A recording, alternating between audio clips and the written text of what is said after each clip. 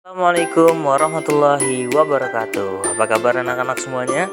Bapak harap semuanya dalam keadaan sehat, baik, dan tentunya siap untuk belajar ya. Untuk hari ini kita akan belajar tentang tematik terbaru. Di tema 7 kita akan belajar tentang indahnya keragaman di negeriku. Kali ini kita akan membahas subtema 1 dengan judul keragaman suku bangsa dan agama di negeriku, pembelajaran 1. Sudah siap semuanya anak-anak? Baik, Bhinneka Tunggal Ika. Kira-kira pernah dengar nggak sih anak-anak? Nah, kalimat itu terdapat pada lambang negara kita, yaitu Garuda Pancasila. Di situ kata Bhinneka Tunggal Ika digenggam oleh burung Garuda yang sudah tertulis di atas sebuah pita. Nah, kira-kira anak-anak pada tahu nggak sih apa arti kalimat Bhinneka Tunggal Ika itu? Kalimat Bhinneka Tunggal Ika terdapat dalam buku Sutasoma karangan Empu Tantular. Empu Tantular sendiri itu hidup pada masa kerajaan Majapahit sekitar abad ke-14. Dalam buku Sutasoma, pengertian Bhinneka Tunggal Ika itu lebih ditekankan pada keanekaragaman agama dan kepercayaan di kalangan masyarakat Majapahit. Nah, jadi walaupun kita berbeda suku, agama, atau apapun itu, kita harus tetap bersatu ya sebagai warga negara Indonesia ya anak-anak. Nah anak-anak, kira-kira perbedaan apa saja sih yang ada di Indonesia?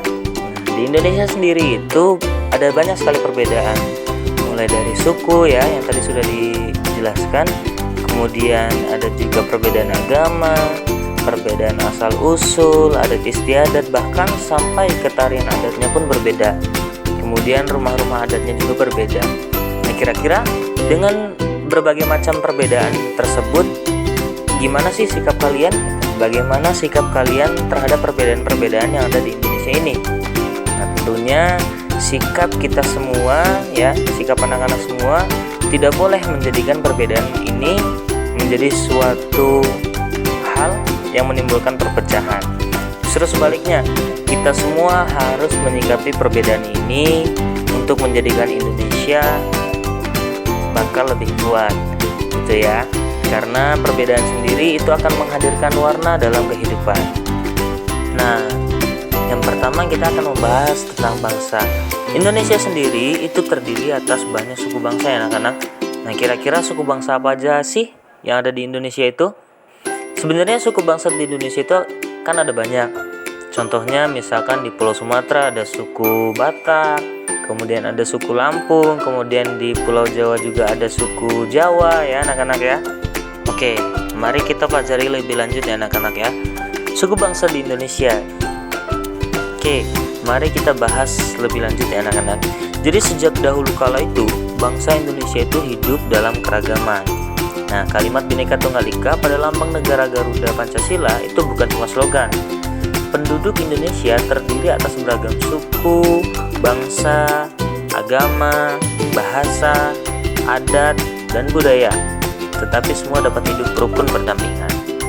Nah, berdasarkan hasil sensus Badan Pusat Statistik atau BPS pada tahun 2010, bangsa Indonesia itu terdiri atas 1.331 suku. Berdasarkan sensus itu, suku bangsa terbesar adalah suku Jawa yang meliputi 40,2% dari penduduk Indonesia ya anak-anak ya. Kemudian suku Jawa ini merupakan gabungan dari suku-suku bangsa di Pulau Jawa, yaitu Jawa, Osing, Tengger, Samin, Bawean, Naga, dan suku-suku lainnya. Kemudian ada juga suku yang paling sedikit jumlahnya, yaitu suku Nias dengan jumlah 1.041.925 jiwa, atau hanya 0,44% lah dari jumlah penduduk di Indonesia. Namun anak-anak semuanya, suku-suku Papua yang terdiri atas 466 suku jumlahnya hanya 2.693.630 jiwa, atau sekitar 1,14% dari jumlah penduduk Indonesia. Sedangkan etnis Tionghoa jumlahnya 2.832.510 jiwa, atau 1,2% penduduk Indonesia. Nah, dari yang Bapak sebutkan tadi, kira-kira anak-anak semuanya sudah tahu ya bahwa di Indonesia itu ada banyak sekali suku dan tiap-tiap suku itu punya keunikan masing-masing. Contoh misalkan di Papua ada suku Asmat, suku Dani begitu ya. Di situ mereka melukis badannya. Nah, beda lagi dengan suku Nias. Kalau suku Nias ini orangnya suka memakai kalung. Nah, kalungnya itu berat-berat dan besar-besar ya anak-anak ya. Jadi dari data di atas saja sudah terdaftar 1331 suku yang ada di Badan Pusat Statistik. Nah, anak-anak semuanya bisa saja mencari lagi suku-suku yang ada di Indonesia ya, dari data-data yang sudah ada gitu ya. Nah, kira-kira anak-anak semuanya, ada nggak sih kata sulit yang kalian temukan pada bacaan tadi ya, yang sudah Bapak jelaskan di atas tadi? Kalau ada, silahkan dituliskan lalu cari artinya. Nah, mungkin di sini Bapak akan membantu ya. Nah, di kalimat tadi ada kata sensus. Sensus itu artinya penghitungan jumlah penduduk dalam jangka waktu tertentu oleh pemerintah. Kemudian ada juga kata statistik. Statistik itu punya arti data yang berupa angka yang dapat memberi informasi yang berarti mengenai suatu masalah atau gejala ya anak-anak ya. Kemudian ada juga kata slogan. Nah, slogan ini artinya kalimat pendek yang menarik dan mudah diingat. Kemudian ada juga kata etnis. Etnis ini punya arti kelompok sosial dalam sistem sosial atau kebudayaan yang mempunyai arti atau kedudukan tertentu. Kemudian yang terakhir mungkin ada kata sulit, yaitu adat. Nah, adat ini artinya apa sih? Adat ini adalah aturan atau kebiasaan yang telah dilakukan sejak dahulu, dan biasanya adat ini turun-temurun, jadi bukan kebiasaan baru ya. Nah, mungkin itu ya anak-anak kata-kata sulit yang ada di kalimat tadi. Mungkin kalian akan bisa menemukan artinya di dalam Kamus Besar Bahasa Indonesia ya anak-anak ya. Nah, anak-anak, kira-kira ada berapa paragraf pada teks suku bangsa di Indonesia tadi sih? Nah, tadi kita lihat ada 2 paragraf ya. Silahkan tuliskan pokok pikiran dari setiap paragraf. Nah, anak-anak, tentunya kalian juga masih ingat ya cara menentukan pokok pikiran pada paragraf. Nah, di sini caranya adalah yang pertama membaca seluruh kalimat dalam paragraf. Kemudian menandai kalimat awal, kalimat akhir, atau kalimat awal dan kalimat akhir pada paragraf tersebut. Dan cara terakhir adalah menandai pikiran pokok yang terdapat di awal, di akhir, atau di awal dan di akhir pada paragraf. Nih misalnya dari kalimat pertama ya, dari paragraf pertama ya. Jadi di paragraf suku bangsa Indonesia tadi, di situ kan sudah tertulis sejak dahulu kala bangsa Indonesia hidup dalam keragaman. Nah, kira-kira di mana sih pokok pikiran paragrafnya? Nah, pokok pikiran paragraf 1 itu terdapat di kalimat penduduk Indonesia terdiri atas beragam suku bangsa, agama, bahasa, adat, dan budaya. Nah, ini adalah pokok pikiran di paragraf pertama ya anak-anak ya. Nah, kira-kira di mana pokok pikiran paragraf kedua? Nah, pokok pikiran paragraf kedua itu terdapat di hasil sensus yang dilakukan oleh Badan Pusat Statistik tadi, yang menyebutkan bahwa bangsa Indonesia itu terdiri dari 1331 suku ya anak-anak semuanya ya. Nah, anak-anak semuanya, dari kegiatan sebelumnya itu kalian tentu bisa mengetahui dong bahwa di Indonesia ini terdapat ribuan suku bangsa. Nah, setiap suku bangsa itu anak-anak semuanya kemungkinan memiliki kebiasaan dan cara hidup yang berbeda-beda. Salah satu contoh perbedaan cara hidupnya adalah transportasi. Jadi pada zaman dahulu itu anak-anak, alat transportasi itu masih menggunakan tenaga hewan. Seperti misalkan pada gambar berikut ya. Nah, misalkan di sini ada gambar bendi, ada juga gambar pedati. Nah, ini zaman dulu ya, anak-anak semuanya ya. Jadi zaman dulu itu semua transportasi itu kadang masih dibantu oleh tenaga hewan. Nah, kalau zaman sekarang kan udah beda. Semuanya udah pakai tenaga mesin, ada motor, ada mobil, ya. Nah, silakan anak-anak semuanya perhatikan gambar yang sudah Bapak berikan ya. Di sini ada gambar bendi, ada gambar pedati sapi, dan ada gambar pedati kerbau. Jadi kira-kira anak-anak semuanya bisa mencari persamaan nggak dari ketiga alat transportasi tersebut? Nah, sebenarnya ada banyak persamaan. Salah satunya adalah ketiga alat transportasi tradisional tersebut menggunakan hewan yang sama-sama menarik beban berupa bendi atau pedati. Nah, kira-kira anak-anak, apa yang terjadi saat kuda menarik bendi?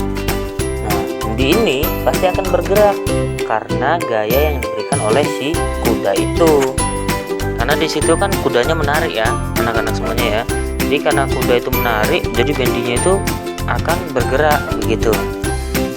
Nah, selanjutnya kira-kira apa sih yang bakal terjadi ketika kerbau atau sapi ya itu menarik pedati? Nah, jelas pedatinya akan bergerak. Karena apa? Karena gaya yang diberikan oleh kerbau dan sapi tadi. Begitu ya anak-anak ya. Nah, selanjutnya anak-anak, coba Bapak minta anak-anak semuanya melakukan kegiatan sederhana yang Bapak suruh ya. Yang pertama, silakan anak-anak semua dorong meja belajar kalian pelan-pelan hingga bergeser sedikit, lalu tarik ke posisi semula. Udah? Selanjutnya silakan anak-anak semua angkat tas sekolahnya, lalu letakkan lagi ke posisi semula. Sudah? Nah, selanjutnya silakan anak-anak semuanya ambil selembar kertas yang gak kepake ya, yang tak terpakai, lalu lipat atau remas kertas itu. Sudah? Nah, dari kegiatan tersebut Bapak minta semuanya isi tabel yang Bapak sediakan ya. Nah, tabelnya yang di bawah ini ya. Nah, nanti hasilnya akan menjadi seperti ini ya. Jadi misalkan kegiatan pertama, aktivitas yang dilakukan itu mendorong meja. Hasilnya meja bergeser. Kemudian menarik meja, mejanya juga lagi bergeser. Nah, terus ada kegiatan kedua, mengangkat tas. Tas kalian tadi yang sudah diangkat, hasilnya tas bergerak. Ya, bergerak naik. Kemudian kalau yang kedua itu tadi menurunkan tas. Tasnya apa hasilnya? Ya bergerak juga, tapi bergerak turun ya. Kemudian ada kegiatan terakhir, kegiatan ketiga tadi yang sudah kalian lakukan itu adalah meremas kertas. Hasilnya apa? Kertasnya berubah bentuk. Nah, sudah ya, sudah diisi ya. Nah, itu adalah hasil dari pekerjaan yang telah kalian lakukan tadi. Lalu apa sih kesimpulannya? Nah, kesimpulannya adalah aktivitas yang telah kalian lakukan tadi terhadap meja sehingga mejanya bergeser tadi itu disebut gaya. Kemudian yang kalian lakukan tadi terhadap tas kalian tadi, tas sekolah kalian tadi itu juga disebut gaya. Terus aktivitas yang ketiga yaitu meremas kertas tadi ya, sehingga kertasnya itu berubah bentuk, itu juga disebut gaya. Nah, jadi kira-kira gaya itu apa sih Pak? Nah, gaya itu ya, gaya itu adalah dorongan atau tarikan yang dapat menyebabkan benda bergerak atau berubah bentuk. Itu namanya gaya ya anak-anak ya. Nah, anak-anak semua telah mengetahui pengertian gaya. Nah, sekarang coba perhatikan gambar-gambar berikut ya. Lalu jawablah pertanyaan pada setiap gambar. Nah, yang pertama adalah gambar ya. Gambar ini. Nah, kira-kira apa sih yang menyebabkan mobil pada gambar di samping ini dapat bergerak? Nah, jawabannya adalah mobil pada gambar itu dapat bergerak karena didorong. Nah, didorongnya menggunakan kekuatan otot. Itu anak-anak ya. Kemudian gambar kedua, ini ada apa? Ada lampu yang menyala. Nah, pertanyaannya adalah apa yang menyebabkan lampu itu ya dapat menyala? Nah, jawabannya adalah lampu dapat menyala karena adanya aliran listrik. Jadi kalau nggak ada aliran listrik, lampunya bakal mati, begitu ya anak-anak ya. Nah, selanjutnya ada gambar ketiga. Nah, gambar ketiga ini apa sih? Gambar ketiga ini adalah paku ya yang menempel itu di bagian bawah magnet. Nah, kira-kira apa sih yang menyebabkan jarum gitu ya? Jarum dan paku itu menempel pada batang magnet. Nah, jarum dan paku itu dapat menempel di batang magnet itu karena adanya tarikan gaya magnet. Kemudian gambar yang keempat, kira-kira pertanyaannya adalah apa yang menyebabkan buah jatuh dari pohon? Nah, buah jatuh kan selalu ke bawah ya. Nah, kenapa selalu ke bawah? Nah, jawabannya adalah buah jatuh itu selalu ke bawah ya. Buah jatuh dari pohon itu karena ada tarikan, gaya tarik atau gravitasi ya, tarikan dari bumi. Nah, gambar terakhir itu ada orang yang mendorong kursi ya. Nah, kira-kira pertanyaannya adalah apa yang menyebabkan kursi itu mudah dipindahkan tuh? Kayaknya kelihatannya gampang banget ya dipindahin ya. Nah, kursi itu mudah dipindahkan karena adanya roda. Jadi kursi itu menggunakan roda ya anak-anak sekalian ya. Nah, roda itu ternyata dapat menghilangkan gaya gesek kaki kursi dengan lantai. Jadi kesimpulannya apa sih anak-anak? Kesimpulannya adalah gaya itu mempunyai banyak jenis sesuai dengan sumber yang melakukan gaya. Nah, macam-macam gaya antara lain itu tadi ada gaya otot ya, yang mendorong mobil, kemudian ada gaya listrik ya, masih ingat yang lampu, kemudian ada gaya magnet dan gaya gravitasi ya tadi yang upload jatuh ke bawah, dan yang terakhir adalah gaya gesek. Nah, kira-kira inilah yang akan kita pelajari di tema ini. Sekarang Bapak minta semuanya itu perhatikan contoh kegiatan menggunakan gaya otot ya, yang sudah Bapak berikan di bawah ini. Nah, yang pertama ada kegiatan tarik tambang tuh. Bisa dilihat kegiatan tarik tambang itu kan menggunakan otot ya, otot tangan kita ya, gaya otot, jadi saling menarik tuh. Nah, kemudian ada kegiatan membuat kerajinan gerabah ya, menggunakan tanah liat. Itu juga menggunakan otot. Kemudian gambar ketiga ada ibu yang menggendong anaknya. Nah, ini juga ibu dapat menggendong anaknya itu gara-gara menggunakan gaya otot. Dan terakhir ada kerbau yang menarik bendi ya. Jadi di situ kerbaunya menggunakan juga gaya otot. Nah, jadi kira-kira apa sih gaya otot itu, Pak? Nah, di sini gaya otot adalah gaya yang dihasilkan oleh otot makhluk hidup, baik manusia ataupun hewan. Nah, gaya otot ini sendiri punya pengaruh terhadap benda. Nah, kira-kira apa sih pengaruhnya? Pengaruh pertama itu adalah benda itu bisa jadi berpindah tempat. Ya, contohnya kayak tadi, misalkan menarik tambang. Nah, kalau misalkan lomba menarik tambang itu kan kalian saling menarik ya. Nah, itu otomatis teman kalian yang ada di sana, kalau kalian tarik itu bakal berpindah tempat. Nah, misalkan ada juga contoh yang tadi, sapi menarik pedati misalkan ya. Ketika sapi itu menarik pedati, maka pedatinya pun akan berpindah tempat atau akan jalan. Begitu ya anak-anak ya. Kemudian gaya otot itu juga berpengaruh pada benda. Jadi benda itu akan berubah bentuk. Misalkan kayak tadi membuat kerajinan gerabah menggunakan tanah liat ya. Yang awalnya tanah liat itu cuma gundukan ya, atau berbentuk bulat gitu ya, bulat biasa gitu, bisa berubah menjadi guci. Kemudian ada juga mungkin bisa jadi vas bunga begitu ya anak-anak ya. Kemudian pengaruh ketiga ada mengubah benda diam itu menjadi bergerak. Misalkan ketika kalian sedang di lapangan, kemudian ada bola diam tuh ya, ada bola kaki diam, nggak ada yang mainin, tiba-tiba kalian tendang. Itu kan menggunakan otot kaki ya. Jadi yang benda itu, yang bola itu tadinya diam, ketika diberi gaya otot dari kalian, maka benda itu akan bergerak seperti halnya bola tadi. Nah, yang selanjutnya adalah benda itu jadi mempunyai arah ya. Jadi misalkan contoh tadi ya di awal ya, tarik tambang. Jadi tarik tambang itu ketika sebelah kanan yang kuat, maka sebelah kiri akan berpindah ke sebelah kanan gitu ya. Jadi orang yang kalah akan mengikuti arah orang yang menang. Nah, begitupun sebaliknya, jika orang-orang yang di sebelah kiri itu lebih kuat daripada yang kanan, maka semuanya akan mengikuti arah ke kiri. Begitu ya anak-anak ya. Nah, itu tadi pengaruh gaya otot